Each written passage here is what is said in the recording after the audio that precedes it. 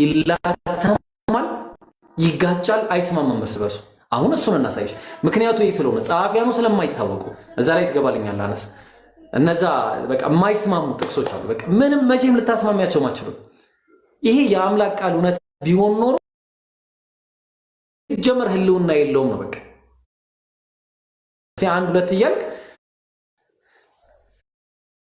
መጽሐፍ እርስ በርስ የሚጋጭ ከሆነ ምስር የፈጣሪ ቃል ነው። ለምሳሌ መጽሐፍ ሊሆን አይችልም አይደል? በፍጹም የአምላክ መጽሐፍ እርስ በርስ አይጋጭም። እና ሞተው እንደዚህ ነው የሞተው። ሁላችሁም እንዴት ነው የሞተው? ይሁዳ እንደዚህ ታንጎ ሞተ ማለት ነው። ቃሉ ተደፍቶ ይላል። ያ ተሰቅሎ ሞተ ይላል። ይሄ ተደፍቶ በግንባሩ እንዴት ነው? ይሄ እንዴት ነው የፈጣሪ ቃል የሚሆነው? ራሱ እርስ በእርሱ ነው የሚጋጨው። አንዱ በቤተ መቅደሱ ጥሎ አንድኛው ጋር አስልመናል። በቃ መጽሐፉ የእስራኤልን ሕዝብ እንዲቆጠር ያዘዘው ዳዊትን እግዚአብሔር ነው ይለናል። መጽሐፉ እርስ በእርስ በመጋጨት ውስጥ ነው ያለው። እርሶች ምሁራኖች ለምሳሌ ባርት ዲየርማን የመጽሐፉን መበረዝ ባወቀ ጊዜ ውስጡ ያለውን ኮንትራዲክሽን ባወቀ ጊዜ ክርስትናን ጥሎ ነው የወጣው። ልክ እንደዚህ ነው እየተፈጠረ ያለው። እና ቀጥል ብሮ። እሺ አንድ የበትሯ ካለች እስቲ አንዴ ታሳየናለህ፣ ወይ ደግሞ የእድሜው ካለ ረሻ ላይ ታሳየናለች። እችኛዋን አንዴ መንገራትና እስቲ በትሩ። ይሄ ደግሞ በጣም ለመንገድም ከበትር በቀር እንጀራም ቢሆን ከረጢትም ቢሆን ምህላቅም መቃናትም ቢሆን እንዳይዙ አዘዛቸዋል። በትርም ቢሆን ከበትር በቀር እዚህ ጋር አዟቸዋል፣ ሌሎቹን ማለት ነው እንዳይዙ። በትር ምን አለ? ፈቅዶላቸዋል። በዚህ ጥቅስ መሰረት እሺ በትር ተፈቅዶላቸዋል። ይሄ ማለት ነው በትር ማለት የእንጨት ነው፣ እንዲይዙ ፈቅዶላቸዋል። ሌላ ቦታ ስንመጣ ደግሞ የሉቃስ ወንጌል ላይ ምዕራፍ 9 ላይ እንዲህም አላቸው በትርም ቢሆን ከረጢትም ቢሆን እንጀራም ቢሆን ብርም ቢሆን ለመንገድ ምንም አትያዙአል። እዚህ ጋር በትር አትያዙአል፣ እዚህ ጋር ደግሞ ያዙአል። የቱን ነው ኢየሱስ ያዘዘው? በቃ ማወቅ አይቻልም በእነዚህ ወንጌላት መሰረት።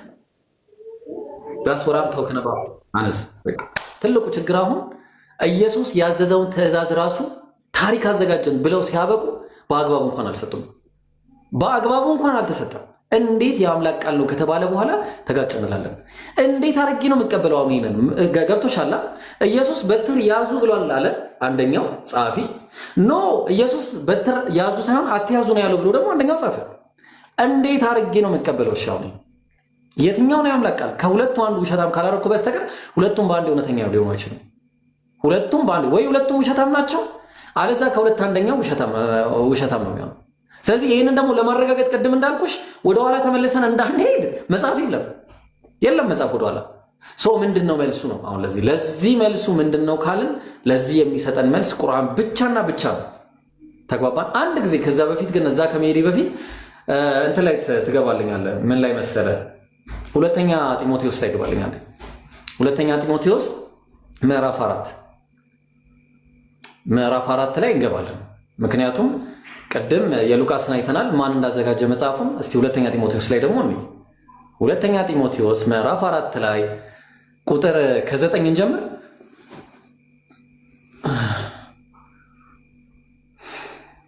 እሺ እያቀለምክልን ብትሄድ አይታየኝም በስነ ስርዓት። እሺ እንትን ዞር አድርግልኝ። አዎ በቶሎ ወደ እኔ እንድትመጣ ትጋ፣ ዴማስ ያሁኑን ዓለም ወዶ ትቶኛልና። ከዛስ ማን ነው የሚለው? ትንሽ ዙማ ወደ ምን ሄዷል? ወደ ተሰሎንቄ ነው። ወደ ተሰሎንቄም ሄዷል። ቂርቆስም ወደ ገላትያ፣ ቲቶም ወደ ደማስጥያ ሄዷል። ልብ አድርጊ፣ ይሄ የግል ደብዳቤ ነው ለሆነ ሰው እየጻፈ ያለው። ከዛ ሉቃስ ብቻ ከኔ ጋር አለ፣ ማርቆስ ግን ለአገልግሎት ይጠቅመኛልና ይዘኸው ከአንተ ጋር አምጣው። ቲኪቆስ ግን ወደ ኤፌሶን ላኩት ስትመጣ አለው። ከዛ ደብዳቤ የግል ደብዳቤ ስትመጣ በጢሮዳ የተውኩትን ምንድን ያለው ከአቅርባ ዘንድ የተውኩትን ልብ አድርጊ፣ የግል ደብዳቤ በርኖስ ማለትም ጃኬት ምናምን ማለት ነው። በመጽሐፍት ይልቁንም አለ መጽሐፍቱን ይልቁንም በብራና የተጻፉትንም ይዘህልኝና አለው። ከዛ ቁጥር መጨረሻ ውረድ እስቲ ስንት ላይ እስቲ ውረድ። ለምን ይዞለት እንደሚመጣ ብርድ ስለሆነ ነው። ውረድ እስቲ ታች ስንት ላይ መሰለ? ከክረምት በፊት እንድትመጣ ተገይሏል። ልብ አድርጊ። ለምንድን ነው ከክረምት በኋላ ከመጣ አይጠቅመውም ጃኬቱ ማምጣቱ። እኔ ምን አገባኝ ይሄንን? እኔ ምን ያገባኛል? ስለዚህ ይሄ እኮ የግል ደብዳቤ ነው። ለዛ እኮ ነው አላህ በቁርአን ላይ ሱረቱል በቀራ ምዕራፍ 2 ቁጥር 79 ላይ መልሱን ልነግርሽ ነው መጽሐፉ ጉዳይ ላይ። እስቲ አንድ ጊዜ እዛ ላይ መግባት ከቻልክ ሱረቱል በቀራ ምዕራፍ 2 ቁጥር 79 ላይ ማለት ነው ምን እያለ እንደሚናገር ተመልከች። ምክንያቱም በቃ ይሄ ነው በቃ ትልቁ መሰረታዊ ችግር ነው። በቃ የመጀመሪያ መሰረታዊ ችግር ክርስትና ብለን ገና ስንጀምር ይሄ ምዕራፍ 2 ቁጥር 79 ላይ ለነዛም መጽሐፍትን ጽፈው ይህ መጽሐፍ ከአላህ ዘንድ ነው ለሚሉ አለ ልባል በእጆቻቸው ጽፈው ምን አለ ለነዚያም መጽሐፉን በእጆቻቸው ጽፈው አለ በእጆቻቸው ደብዳቤ ጽፈው የህይወት ታሪክን ጽፈው ተግባባል ለሚጽፉና ከዚያም ከኛ ዘንድ ነው ይላሉ እንዴ ኖ ምንድን ነው የሚሉት ከዚያም በእርሱ ጥቂትን ዋጋ ሊገዙበት አለ ይህ ከአላህ ዘንድ ነው ለሚሉት ከአምላክ ዘንድ ነው ለሚሉ ወየሁላቸው አለ። በቃ ይሄ ነው በቃ ትልቁ ችግር። በእጆቻቸው መጽሐፍን ጽፈው ሸወዱን የአምላክ ቃል ነው ብለው ያልሆነውን ሰጡን። ሱረቱል ኢምራን ምዕራፍ 3 ቁጥር 71 ላይ ደግሞ ምን እንደሚል ምዕራፍ 3 ቁጥር 71 ላይ ተመልከች ምን እንደሚል። አሁን እሱን ደግሞ ላሳይሽ ምን እንደሚል እኔ እስቲ በቃ ትልቁ ችግር ይሄው የመጽሐፉ ሰዎች ሆይ አለ ክርስቲያንና ይሁዳውያን ምንድነው የሚለው እውነትን በውሸት ለምን ትቀላቅላላችሁ አለ። የአምላክን ቃል ከራሳችሁ ጋር ለምንድን ነው የምትቀላቅሉት? ዋይ ለምንድን ነው የግል ደብዳቤን ምዕራፍና ቁጥር ሰታችሁ የአምላክ ቃል ብላችሁ መጽሐፍ ቅዱስ ብላችሁ የምታስቀምጡት እያለን ያለው አላህ ማለትም እውነተኛ የአምላክ ቃል ለምን ትሉታላችሁ? ከዛ ለምን ትቀላቅላላችሁ? እውነቱንም የምታውቁ ስትሆኑ ለምን ትደብቃላችሁ ይላል። ለምንስ ትደብቃላችሁ? ዛት የተደበቀ እውነት አለ። የነብዩ መሐመድ መምጣትንም በኋላ ላይ አነስ ኢንሻአላህ ጊዜ ካለን የተደበቀ እውነት አለ፣ የተቀላቀለ ነገር አለ። ስለዚህ አሁን በመጀመሪያ ደረጃ ትልቁ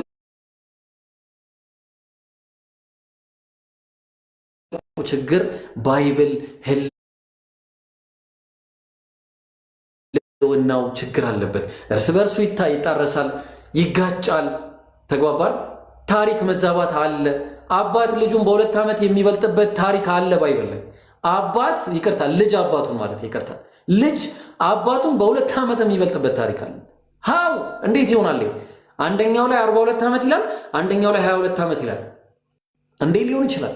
ስለዚህ መጽሐፉ ጸሐፊ አይታወቁም። አንድ ሁለተኛ ከታሪክ አሳየነሽ፣ ከዚሁ ከኢትዮጵያ ምሁራኖችም አሳየነሽ። እስቲ ምን ትያለሽ በመጽሐፉ ዙሪያ? ከዛ በኋላ ወደ ኢየሱስ አምላክነት ስላሴ ላይ ደግሞ እንሄዳለን። ምክንያቱም ከዚህ ጀምሮ ስለሆነ መጀመሪያ የሚጀምረው። እሺ እኔ የምለው ያው መጽሐፍ ቅዱስ የተጻፈው በሰው ነው። ስህተት ሊኖር ይችላል፣ የታይፕ ስህተት ሊኖር ይችላል፣ የትርጉም ስህተት ሊኖር ይችላል። ያ ማለት መጽሐፍ ቅዱስ ሙሉውን ስህተት ያደርገዋል ማለት አይደለም። እንደውም በተለያየ ሰው ተጽፎ በጣም በብዙ ሰው ተጽፎ በረጅም ዓመታት ተጽፎ የሚግባባ መጽሐፍ ቅዱስ ነው ብዬ ነው የማስበው። ምክንያቱም መጽሐፍ ቅዱስ ረጅም ዓመት ነው ለመጻፍ የፈጀበት። የት ሄደን እናረጋግጥ አሁን የትኛው የአምላክ ቃል እንደሆነ? የትኛውን የአምላክ ቃል ነው ተብሎ እኮ የአምላክ ቃል እንደሆነ ተስማምቶ እኮ መጽሐፍ ቅዱስ ተብሎ ለብቻው ተከሽኖ የቀረበ መጽሐፍ ነው። አንድ ብዙ ሰው እነዛ እኮ ማን እንደጻፉ አናውቅም ሰዎች እንዳሉ ሁሉ ምስር እኔ አሁን ለአንቺ የሆነ ደብዳቤ እኔ ለአነስ የሆነ ደብዳቤ ጽፌለት ከዛ መጽሐፍ ቅዱስ ብዬ በአሽጌ ምናምን ብሰጥሽ ትቀበያለሽ? ኖ እንደዛ ማለት ሳይሆን መጽሐፍ ቅዱስ ታሪክም አለው። ይሄ የታወቀ ነው። መጽሐፍ ቅዱስ ምን አለው ውስጡ ብንባል ታሪክ አለው፣ ወንጌል አለው። ለምሳሌ ቁርአን ላይ አንተ ስለ አብርሃም ታሪክ አልሰማህም? አልነገረህም? ታውቃለህ? ታሪክ አይደል? እዛ ላይ ተራኪው ማን እንደሆነ ልንገርሽ። እዛ ላይ ተራኪው አላህ ነው። እዛ መጽሐፉ ላይ ማን ነው ተራኪው? ጸሐፊው ማን ነው ታውቂዋለሽ? አይታወቅም። አላህ እኮ በሰዎች እኮ ነው ለሰው የሚናገረው አይደል? ራሱ ነው ምስር ጸሐፊያኑ ይታወቃሉ። የቁርአን ጸሐፊያኖች ይታወቃሉ፣ አንድ በአንድ ይታወቃሉ። ባይብል ላይ ስትሄጂ ግን ጸሐፊው አይታወቅም። እርስ በርስ ኮንትራዲክት ያደርጋል። እንዴት ነው የምንቀበለው ይሄን? ለምሳሌ አሁን ቁርአን የወረደው በአንድ ሰው ነው፣ በነቢዩ መሐመድ ወረደ። ግን ብዙ ሰዎች ነው የጻፉት። ብዙ ሰዎች ጻፉት። እነሱ እኮ የስማ በለው ነው የጻፉት፣ ራሳቸው ሰምተው አይደለም። እንደውም መጽሐፍ ቅዱስ ኦፌንሲቭ አትሁኝ። አሁን ለመረዳት እስከመጣች ድረስ ልብሽን ክፍት አድርገሽ ለመረዳት ሞክሪ። መጀመሪያ አሁን ባይብል ላይ እኛ እኮ በመረጃ ነው ያሳየንሽ። አሁን ቁርአኑን ከፈለግሽ በመረጃ እናሳይሻለን። ጸሐፊያኑ እንደምታውቁ መረጃውን እኮ አልካድኩኝም። ለምሳሌ ይሄኛው ከዚህ ይጋጫል ስትለኝ አይጋጭም እኮ ብዬ አልተከራከርኩህም። ገባ የጻፈው ይሄን መልአክ ወርዶ አይደለም የጻፈው፣ ሰው ነው የጻፈው። እንደገና ከአንድ ቋንቋ ወደ ሌላ ቋንቋ እየተተረጎመ ነው የመጣው አይደል? ኦሪጂናሉ ላይ ማመሳከር አልቻልንም እኮ ነው። የትኛው ላይ ሄደን ወደኋላ ተመልሰን እናመሳከር? አዎ እኔ ለማመሳከር ያን ያህል እኔ መጽሐፍ ቅዱስ አማርኛውን ተቀብዬ የማምን ሰው ነኝ። ያን ያህል ተምሬ ምናምን አንዱን ቋንቋ ከአንዱ ቋንቋ ምናምን እያመሳከርኩኝ አላጠናውም፣ በእርግጥ ማለት ነው። ይሄ እኛ የምናወራነሽ በነገራችን ላይ ምስር አሉ የሚባሉት ጥንታዊ ከሚባሉት መጽሐፍ ላይ ነው፣ ከሳይናቲከስ እና ቫቲካነስ ነው እያወራን ያለ ነው እንጂ ይሄ ከአማርኛው አይደለም። እሺ የምንነግረሽ ነገር በቃ ጭራሽ እንዳታስቢው፣ አማርኛውን አይደለም እኛ የምናወራው ጥንታዊ ከሚባሉት 4ኛው ከመቶ ክፍለ ዘመን ላይ ያለው ማለት ቀድሞ አሁን የነገርኩሽ እሱ መጽሐፍ ነው የምናወራው። በ330 እና በ300 ምናምን 25 አካባቢ የነበሩ መጽሐፍቶች አሉ፣ እነሱን ነው የምናወራው።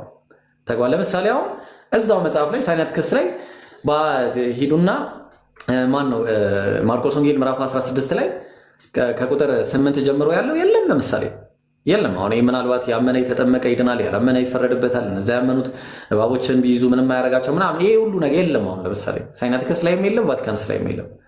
ለምሳሌ ከእናንተ መካከል ኃጢአት የሌለበት ይውገራት ያለው ታሪክ የምን ታሪክ ነው? የሴቲቷ አድልተሪ ውመን ተብላ የምትታወቀው ዮሐንስ ወንጌል ምዕራፍ 7 ላይ ያለው ታሪክ ማለት ነው። እና ምዕራፍ 8 ላይ ለምሳሌ አሁን ተመልከች፣ ይሄንን ምንድን ነው ያወጣልኝ? የትኛው መጽሐፍ? ዙም አድርገው ውስጥ ምንድን ነው ያወጣልኝ? አነስ ምዕራፍ 8 የዝሙተኛዋ ሴት ታሪክ ይኸው። ይሄ የሚያክል ተመልከችው። እዚህ ጋር ከቁጥር 1 ጀምሮ ፓውዝ ሆኗል። ኦኬ ያ ከቁጥር 1 ጀምሮ ይሄ ሁላ እስከዚህ ድረስ እንደዚህ ጥንታዊ የሚባሉ ወደ ክታቦች ማመሳከሪያዎች ላይ የለም። እንዴት ነው ይሄንን የምናምነው? ነው ምስር አቤት እኔ እንጃ አላውቅም።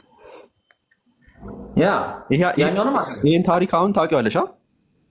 የዝሙተኛዋን ሴት ታሪክ አውቀዋለሁ እኮ። አሁን ይሄ ቃል የፈጣሪ ቃል ነበረ ብለሽ ነበር የምታምኚው? የሆነ መጽሐፍ ቅዱስ ላይ ነበረ ትክክለኛው የተፈጠረ እውነተኛ ታሪክ ነው ብለሽ ነው የምታምኚው? አሁን ይህን ታሪክ ደግሞ በሚያሳዝን ሁኔታ ስንመለከት እደ ክታቦች አሉ፣ በእጅ የተጻፉ እደ ክታብ ማለት በእጅ የተጻፉ ማለት ነው።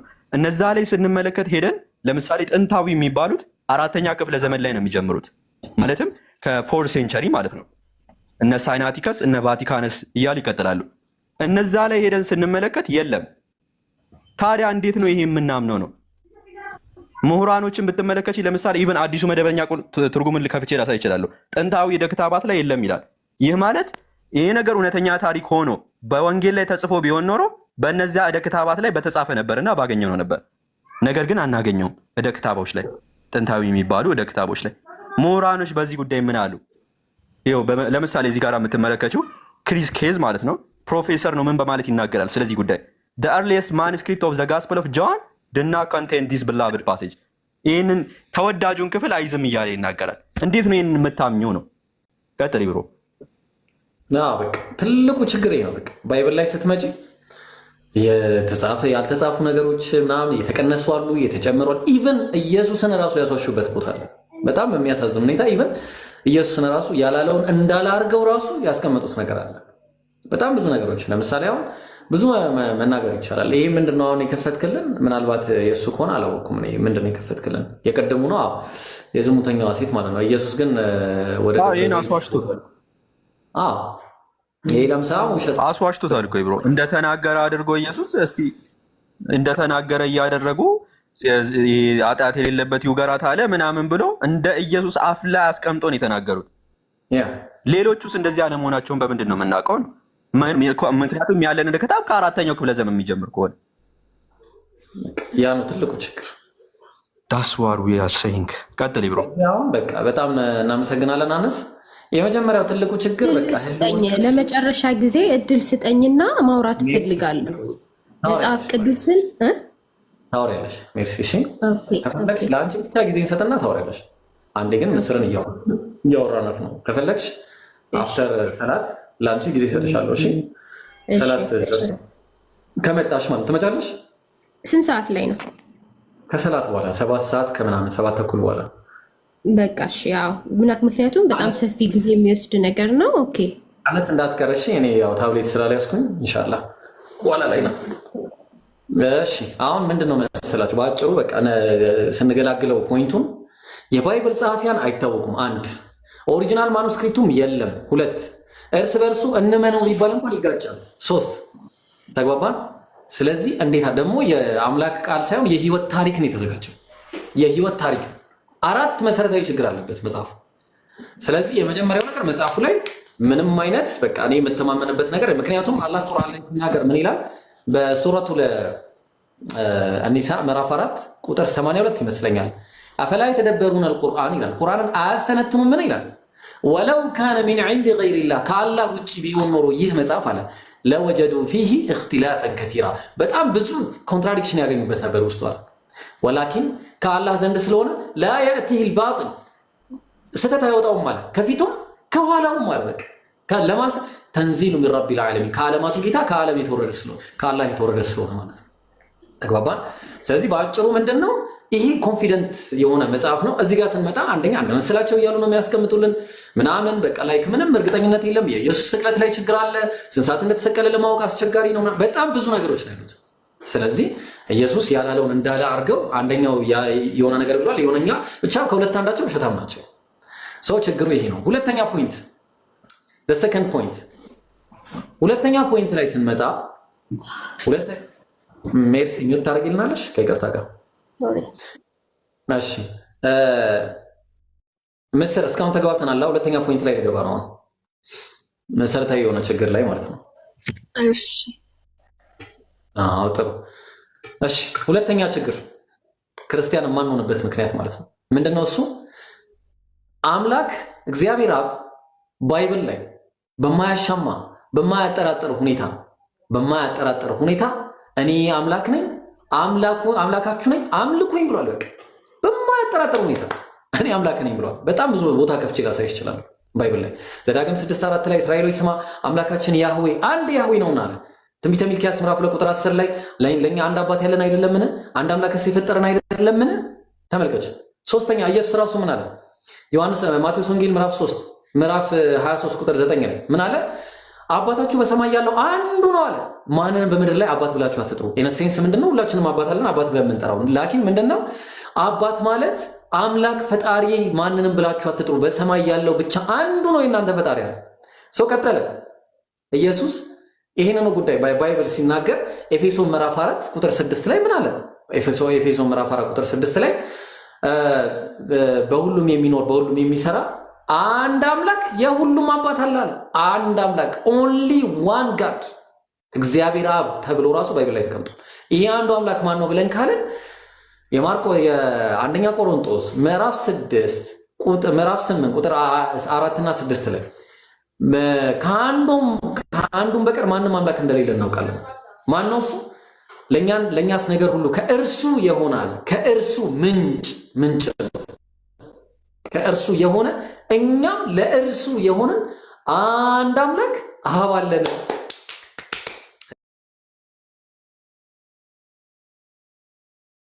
አንድ አምላክ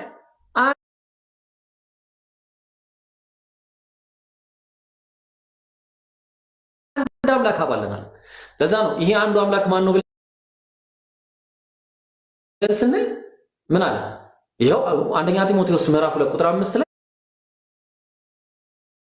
አንድ እግዚአብሔር አለና ማለትም አንድ አምላክ አለና ነው ግሪኩ የሚለው። አንድ ቴዎስ አለና በአምላክና በዚህ በአንዱ አምላክና በአምላክና በሰው በእኛ መካከል ማለት ደግሞ ያለው ማን ነው? መካከለኛ አለ። እሱም ሰው የሆነው ክርስቶስ ኢየሱስ ማለት ኢየሱስ ምንድነው? he is a man Jesus Christ እሱ ሰው አንዱ አምላክስ አምላክ ነኝ እንጂ ሰው አይደለሁም እናለ። የት ነው ያለው እንደዚህ ካለ? ሆሴ ምዕራፍ 11 ቁጥር 9 ላይ ምን አለ እግዚአብሔር ሲናገር?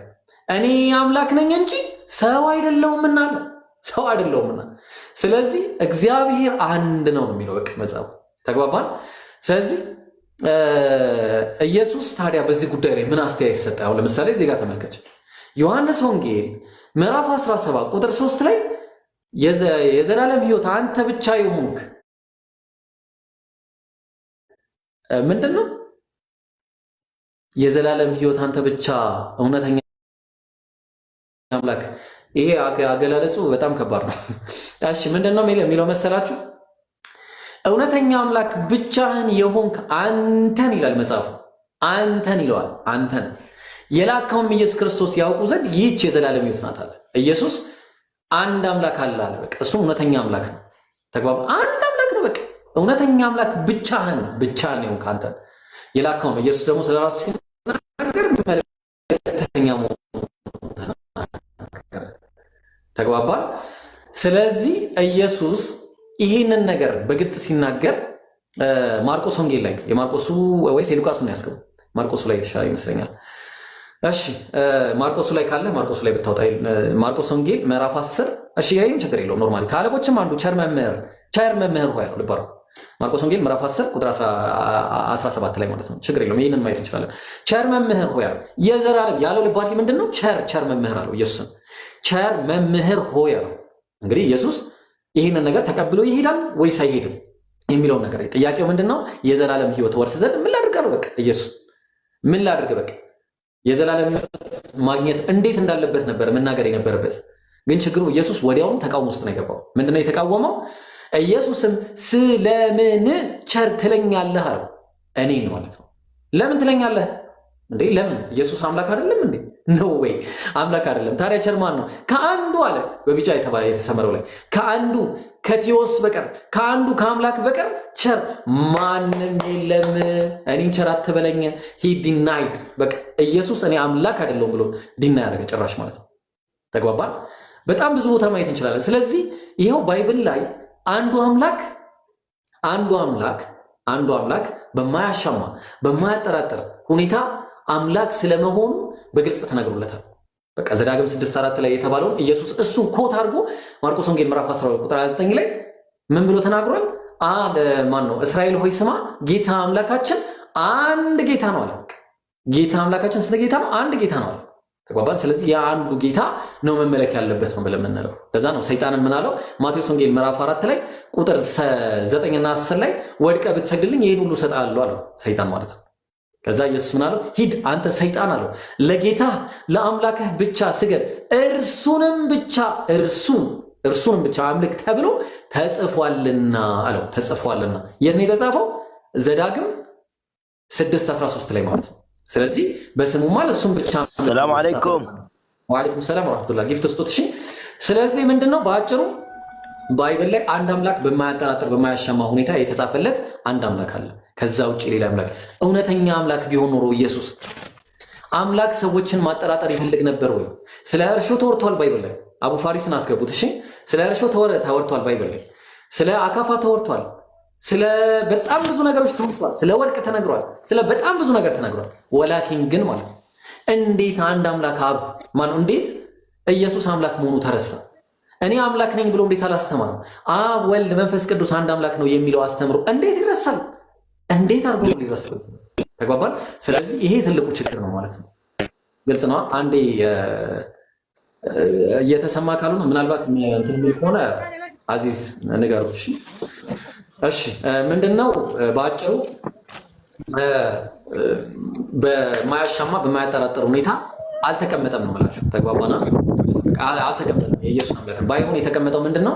ዮሐንስ ወንጌል ምዕራፍ 8 ቁጥር 40 ላይ እኔ አምላክ ነኝ እኔ ሰው ነኝ አለ። ኢየሱስ ሰው ነኝ አለ። ልባሩ ዮሐንስ ወንጌል ምዕራፍ 10 ቁጥር 24 ላይ እኔ መሲህ ነኝ አለ። ክርስቶስ ነኝ አለ። ክርስቶስ ማለት ደግሞ የተቀባ ማለት ነው።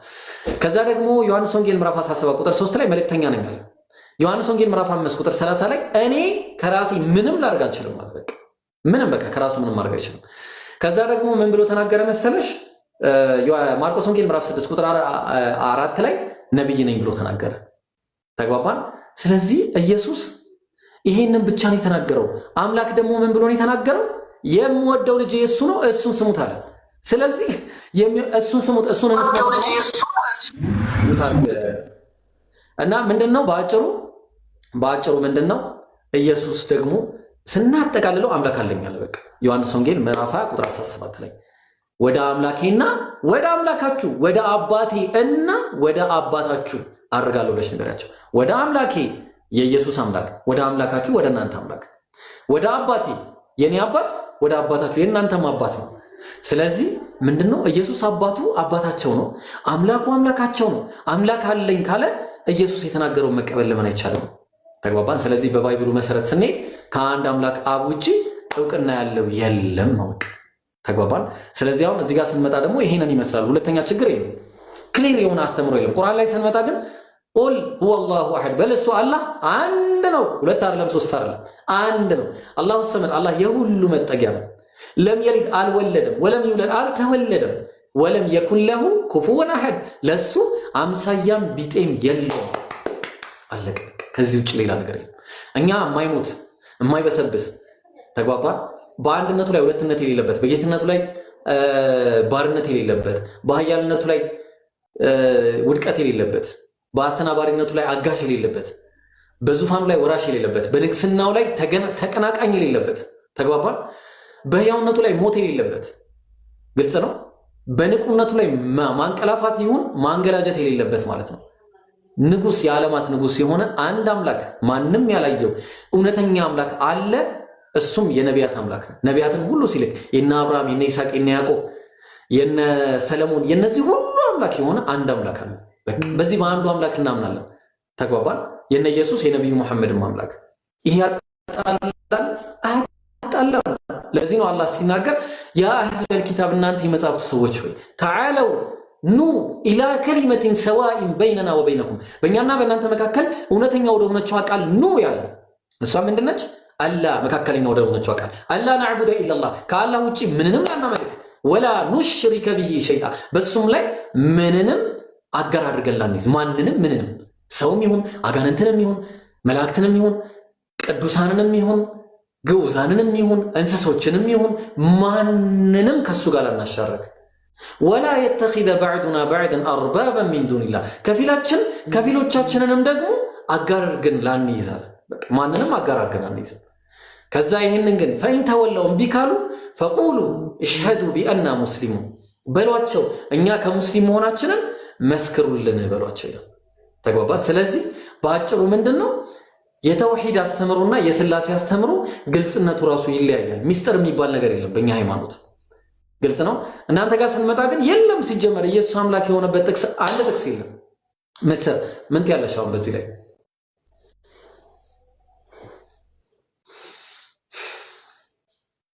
እሺ ኢየሱስ ክርስቶስ ሰው አሁን ቀደም ያልከው ለምሳሌ ሰይጣን ሲፈትነው የተናገረው ንግግር ላይ ምናምን ኢየሱስ ክርስቶስ እዚህ ጋር እኮ ፍጹም ሰው ሆኖ እኔን ወክሎ ነው ምድር ላይ የመጣው።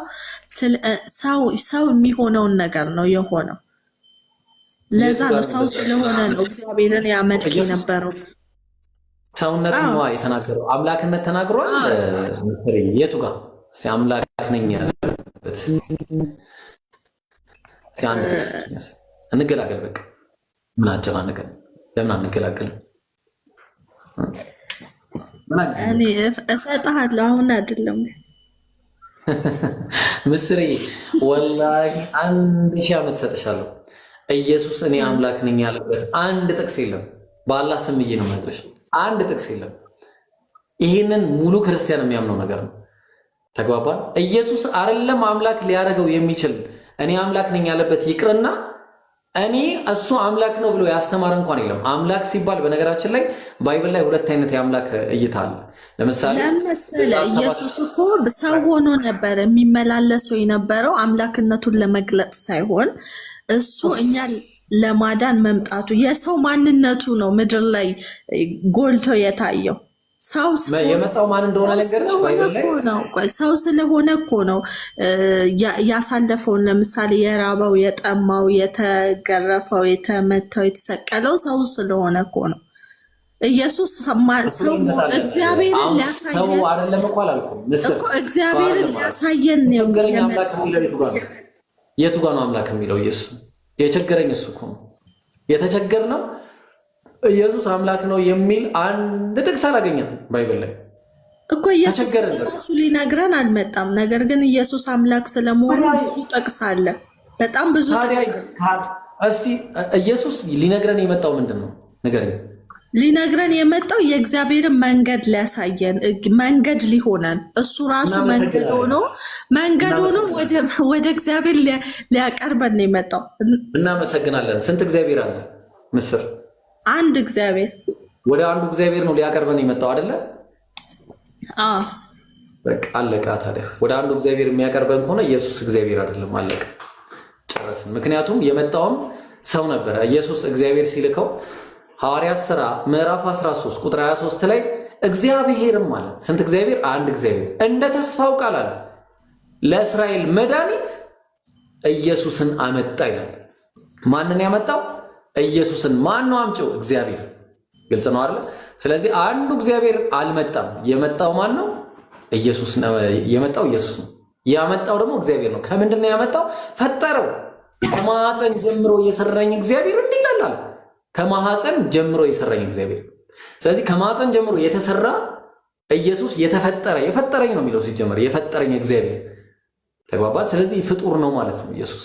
ባይብል ላይ አንድም ቦታ ኢየሱስ አምላክ ነው የሚል ነገር የለም። እኔ ስላደርሰውብኛል። አነስ እዚሁ ተቀመጥና እዚሁ ይቀመጥ። ስንመለስ ብዙ እናወራለን ኢንሻአላህ። ሜርሲም ስላለች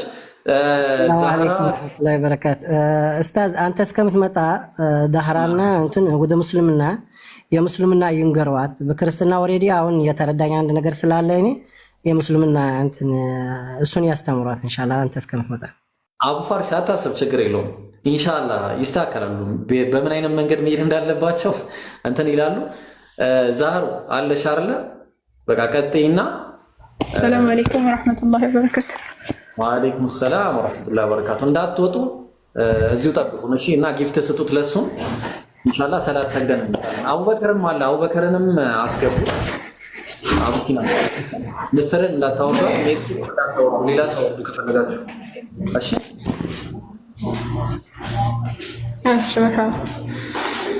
እሺ ጥያቄ ያላችሁ ቀጥሉ ኢንሻአላህ።